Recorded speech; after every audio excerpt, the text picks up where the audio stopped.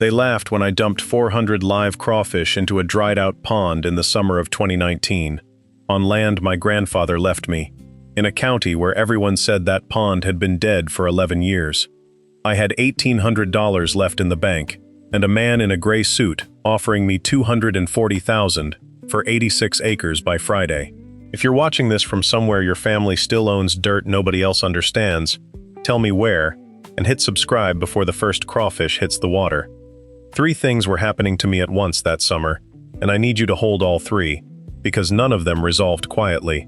The first was Marcus Hargrove, Senior Land Acquisition Officer for Callaway Regional Development, standing in my kitchen with a folder of numbers, telling me the county was about to rezone the whole watershed for a distribution hub, and that refusing his offer now meant getting a fraction of it later through eminent domain. The second was my neighbors, the Ledbetters and the Pruitts, and half the co-op board, who'd already decided I was the granddaughter playing farmer with a dead man's diary, good for nothing but selling out quiet and moving to Baton Rouge.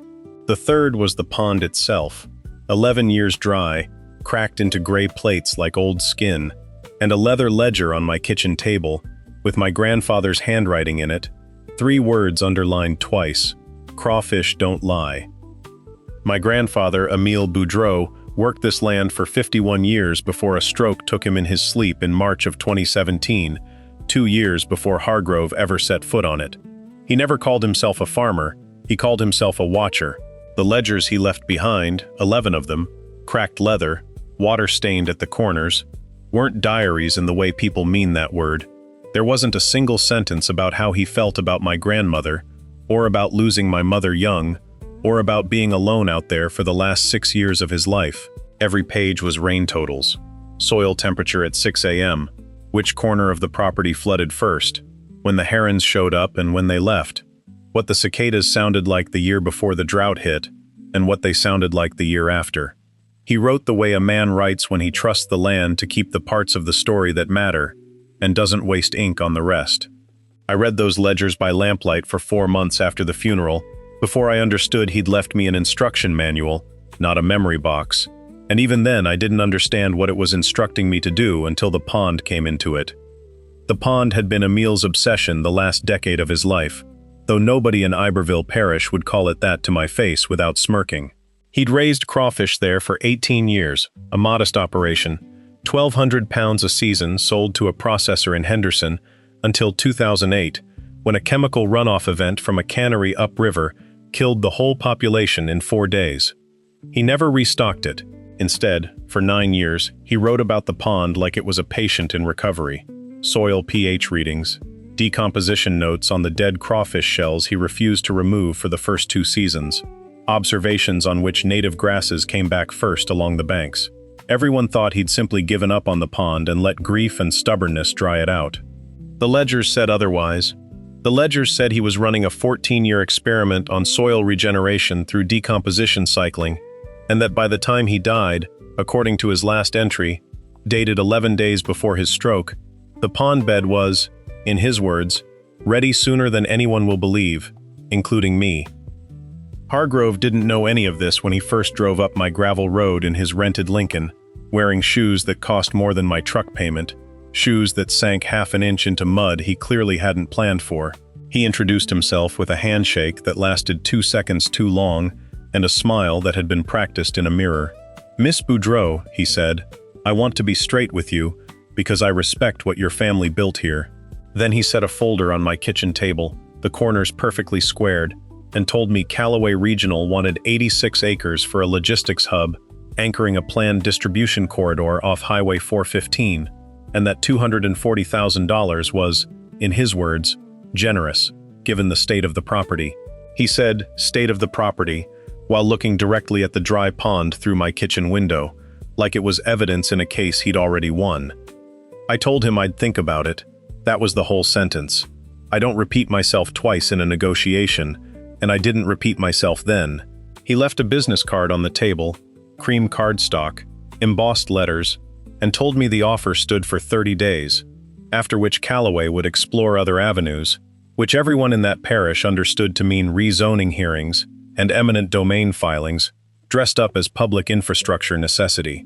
30 days, I wrote the number on the inside cover of my grandfather's last ledger, next to his final entry about the pond being ready sooner than anyone would believe. 2 predictions on the same page, from 2 men who'd never met, pointing in opposite directions. The truck came 4 days later. Not Hargrove's Lincoln, a flatbed hauler from a hatchery outside Bro Bridge, tarped tanks lashed down with ratchet straps, condensation beating on the plastic in the July heat. The driver, a wiry man named Delmore who'd worked crawfish ponds his whole life, asked me twice if I was sure, because 400 pounds of live Procambarus clarkii into a pond that had shown 0 standing water for 11 years was, in his words, not a thing people do. I paid him in cash, most of what remained of the $1,800, and told him the pond had water 8 inches down, the ledgers had confirmed it 3 separate ways, and that I needed him to trust a dead man's soil notes over what his eyes were telling him about a cracked field. He didn't understand. He unloaded the tanks anyway. I stood at the edge of that gray, fissured pond bed at 6 in the evening, diesel fumes still hanging in the air off his truck, and I released 400 crawfish onto dry, cracked earth, watching them scatter into cracks in the clay like they already knew something I was only trusting on paper. Wendell Ashcroft, the parish agricultural extension agent, drove out 2 days after that, because word travels fast in a county with 1 feed store and 1 diner. He stood at the edge of the pond in his khaki uniform, clipboard in hand, and told me, not unkindly but with the particular condescension of a man citing a state manual, that crawfish require a minimum of 18 inches of standing water and cannot survive burrowing into compacted, degraded clay without an active moisture table, and that whatever I'd just done was, quote, not aligned with any documented aquaculture practice in the extension handbook. I told him the handbook was written for ponds that hadn't spent 9 years being fed decomposing shell matter and monitored soil chemistry by a man who'd done nothing else with his evenings for a decade. Wendell wrote something on his clipboard and didn't meet my eyes when he said, I hope for your sake you're right, Miss Boudreau, in a tone that made clear he hoped no such thing. Earl Pruitt owned the rice farm bordering mine to the east, 410 acres he'd run conventionally since 1988, and he was the kind of neighbor who smiled at church and laughed at the feed store. I heard about the laughing secondhand, the way you always do. Delmore mentioned it, the woman at the counter mentioned it, my own cousin mentioned it over Sunday dinner like she was doing me a favor. Earl had apparently told half the co-op that Emil's granddaughter's gone and poured her inheritance into a mud puddle, and that grief made people do strange things with money they didn't understand. I never confronted him about it. I didn't need to. I kept walking the pond bank every morning at 5:40, kept a notebook of my own now, first entry dated the day the crawfish went in, and I let the silence between us do what silence does. For 6 weeks I worked that pond alone, before and after shifts waitressing at the diner in Plaquemine to keep the lights on, because $1,800 doesn't stretch far in a summer with a mortgage on 86 acres. I checked burrow density along the banks at dawn the way Emil's ledger said to, counting chimney holes per 10-foot section, cross-referencing against his 9 years of soil pH readings to see if the numbers were tracking toward what he'd predicted. The smell out there was different by week 3. The flat mineral smell of dead clay had given way to something wetter, greener, faintly sulfurous where the burrows went deep enough to hit the moisture table Emil swore was there. I'd kneel at the edge some mornings with my hands actually in the cracked earth, feeling for the cool dampness 8 inches down that the extension handbook said couldn't exist, and finding it anyway, every single time, exactly where his notes said it would be. Hargrove came back once during those 6 weeks, unannounced, standing at my fence line in different shoes this time, loafers instead of Oxfords, like he'd learned something about the mud but not enough. I heard about your little experiment, he said, and there was real amusement in it, the kind of amusement men like him reserve for things they've already priced into failure. Callaway's willing to extend the offer through August, Miss Boudreau, out of respect for your grandfather, but I'd hate to see you lose the land for a science project the county agent already called non-viable. I told him the pond wasn't for sale, and neither was the rest of it, and that respect, from him, was a word doing a lot of work it hadn't earned. He laughed on his way back to the car. I remember the sound of gravel under those loafers more than I remember his voice. If you've ever stood on land people told you to walk away from, and stayed anyway, hit subscribe right now, because what happened at the end of that summer is going to make every person who laughed regret exactly where they were standing when they did it. By the second week of August, I had a night where I almost believed them. It rained for 9 straight days that August, a gray, relentless rain that flooded the Pruitt rice fields and left standing water across half the parish, and I stood at my kitchen window, watching my own pond fill from above instead of below, unable to tell anymore which water was mine and which was the sky's, and I thought, plainly, without drama, that I had gambled the last of my inheritance on a dead man's handwriting, and I was going to lose the only thing he'd left me that wasn't a memory. I sat at the kitchen table that night with all 11 ledgers stacked in front of me, and opened the last one to his final entry again, the one about the pond being ready sooner than anyone would believe, and beneath it, in smaller writing I'd somehow missed 4 months of reading, one more line: "They will need proof before they need you. Give them both at once." I didn't cry. I never cried in front of anyone, and I wasn't going to start crying in front of a stack of ledgers at 11 at night. I closed the book and went back out to check the borough counts at 5:40 the next morning, same as always, because that was the only answer Emil ever gave to doubt.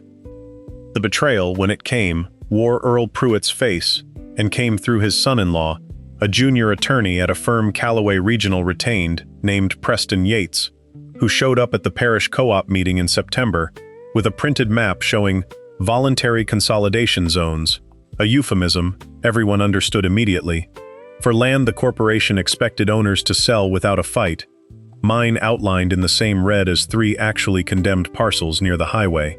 Yates stood up in front of 40 of my neighbors and characterized my refusal to sell as, quote, "an emotional attachment likely tied to recent grief, understandable, but ultimately an obstacle to the district's economic future."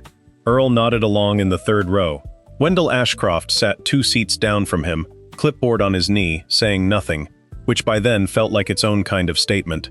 I stood up, said one sentence, that the pond would speak for itself by November, and that I'd thank the room to wait until it did, before deciding what my grief was worth to them, and sat back down.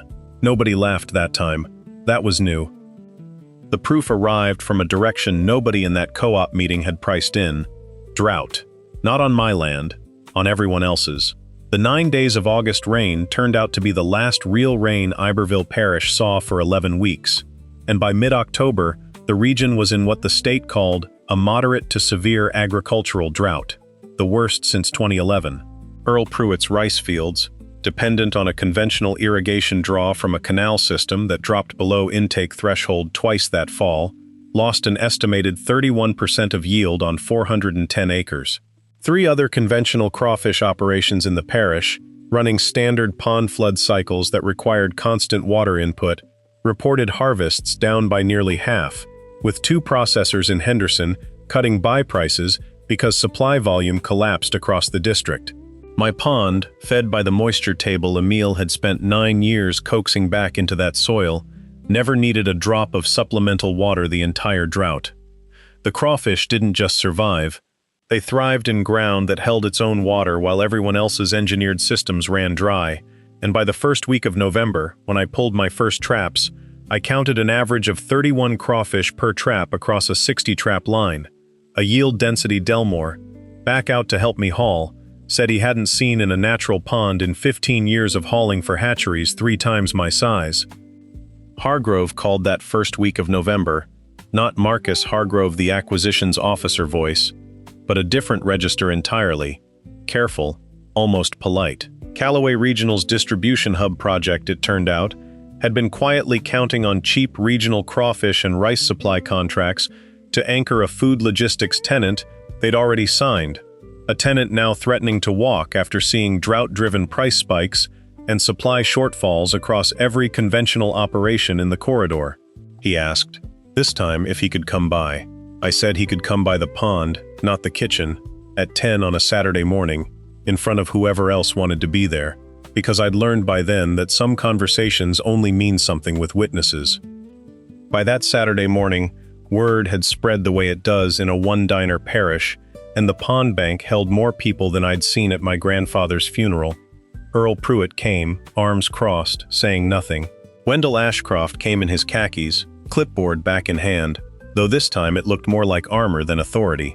Preston Yates drove down from the firm office in Baton Rouge with a folder identical in shape to the one Hargrove had first set on my kitchen table, though its contents were about to mean something very different. And Hargrove himself stood at the edge of the water in a third pair of shoes, rubber boots this time, finally dressed for the land he'd spent a whole summer misjudging. I didn't give a speech. I set two things on a folding table Delmore had hauled down for me: a laminated printout of the harvest numbers, 31 crawfish per trap average across 60 traps, 1,240 pounds harvested in the first 2 weeks of pulls alone, against a regional average, per the Extension Office's own October drought bulletin, of 600 pounds for conventional ponds that season, and, beside it, open to the last page, my grandfather's final ledger. I read one line aloud, the only quote I gave anyone that day: "They will need proof before they need you. Give them both at once." Then I looked at Wendell and asked him, in front of everyone, whether the Extension Handbook had a category for a pond that outproduced the parish average during the worst drought in 8 years, using a method he'd called non-viable in July. He didn't answer. He wrote something on his clipboard instead, which by now everyone understood was what he did instead of admitting he was wrong. Hargrove spoke next, and every trace of the kitchen table smile was gone. Callaway Regional, he said, needed a stable regional supply anchor for the logistics tenant, and given verified yield resilience during drought conditions, they were prepared to offer a long-term supply contract, exclusive rights on my terms, at a price per pound I'd set, not them, plus infrastructure investment in expanding the pond system across the rest of my acreage, all of it contingent on the 86 acres staying mine, staying under my management, forever off the table for the distribution hub rezoning. I let the silence sit the way I always did before I answered him twice. Then I told him I'd consider a 3-year contract, renewable at my discretion, at $4.10 a pound, 20 cents above the pre-drought regional high, and that Callaway would fund a second pond built to my specifications, with my grandfather's protocols, supervised by me and no one from his office. He said yes before Yates could finish opening his folder. 6 years passed between that Saturday morning and the day I'm telling you this. Earl Pruitt sold 200 acres of his rice operation in 2022, after 2 more drought seasons broke his irrigation-dependent margins for good, and the buyer, at his own request, was me, at a price he didn't try to negotiate. He never apologized in words. He apologized by handing over the deed without a single joke at the closing table, and by asking, quietly, if I'd consider showing his grandson the ledger system sometime, which I did, on a Tuesday, without making it a thing. Wendell Ashcroft was transferred out of the parish extension office in 2021 after 2 more of his non-viable rulings were publicly overturned by outcomes he hadn't predicted. I heard he now works a desk job in Baton Rouge, reviewing paperwork instead of pond banks.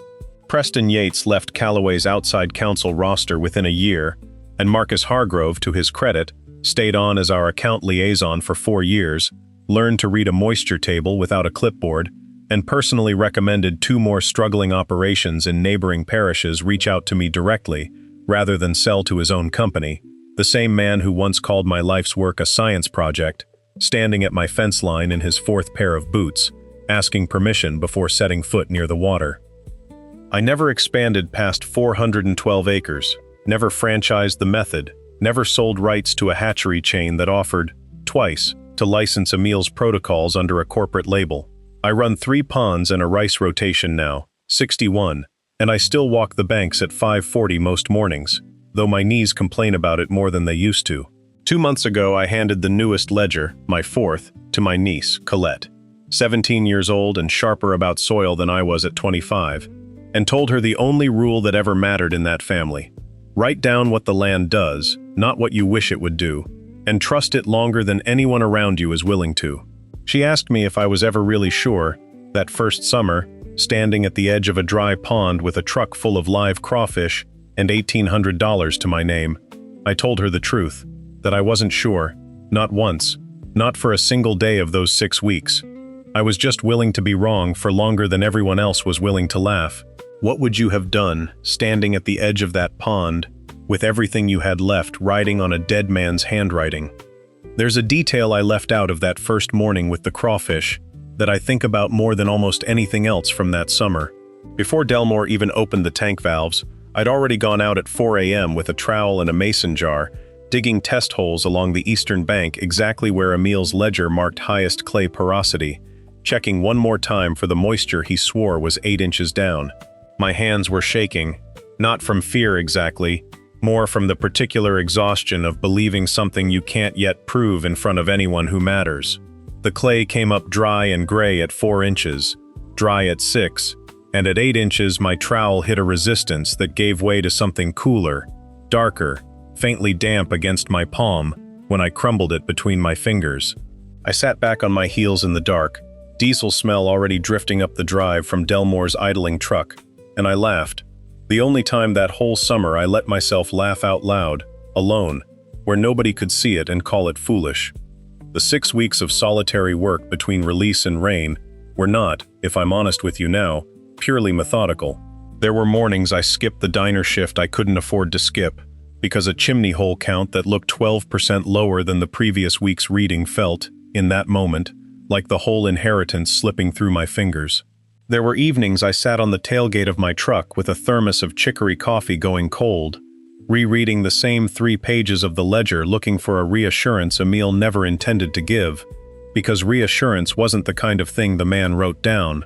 He wrote numbers. Numbers don't comfort you.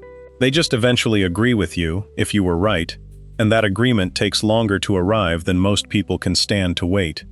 I should tell you about the smell, because nobody who wasn't standing at that pond bank in early September would believe how much a dying drought and a recovering wetland can smell alike from a distance and utterly unlike up close. From the road, the whole parish that fall smelled like dust and diesel and the faint sourness of rice stubble baking in fields that hadn't seen water in weeks. My pond, 20 yards off that same road, smelled like wet clay and crushed grass, and something faintly mineral underneath. The smell Emil used to call iron breathing. A smell I'd read about in his ledgers 100 times without understanding, until I was kneeling in it myself, hands in the mud, listening to the low click and rustle of thousands of crawfish moving through burrows just beneath the surface, a sound like rain that had already fallen and was still finding its way down through the earth. Colette asked me one more thing before she left with the ledger that afternoon, something I hadn't expected. She asked whether I ever thought about selling to Hargrove that first summer, just to make the fear stop. I told her the truth about that too, that there was one night, the 7th night after the rain started in August, when I actually pulled his card out of the kitchen drawer and held it under the lamp, running my thumb over the embossed letters, doing the math on $240,000 against $1,800 and a stack of soil notes from a dead man. I put the card back in the drawer instead of dialing the number, not because I was certain, but because some cowardices are quieter than others, and calling him that night would have been the loud kind, the kind Emil never once wrote down as an option worth considering. I never threw the card away. It's still in that drawer, curling slightly at the corners now, a reminder that the offer was real, and so was the choosing not to take it. There's one more piece of that November morning at the pond bank I haven't told you, because I wanted you to sit with the rest of it first.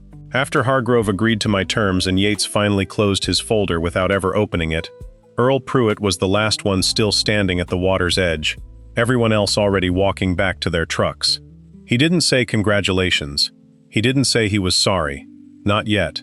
That would take 2 more years and a deed transfer to come out of him properly. He just looked down at the laminated harvest numbers still sitting on the folding table, 31 crawfish per trap in bold black print, against a drought that had broken his own family's margins for the first time in 3 generations, and he said one sentence, quiet enough that only I heard it. Emil always did say you'd have to see it before you'd believe it. I told him that was the first true thing I'd ever heard him say about my grandfather, and he didn't argue with that either. He just nodded, put his hands in his pockets, and walked back up the bank toward a truck that would, within 2 years, be driving him over to sign land back into a family that had never really stopped watching that water, waiting to see what it would do next. Colette left with the ledger tucked under her arm, and I stood at the fence line watching her taillights fade up the gravel road, thinking about the next property 2 counties over, the orchard, the one everyone says the frost killed for good this time, the one you're about to see in the next video, If you've already sat through everything a family can lose and rebuild once, tell me, haven't you proven you're curious enough to see how it starts?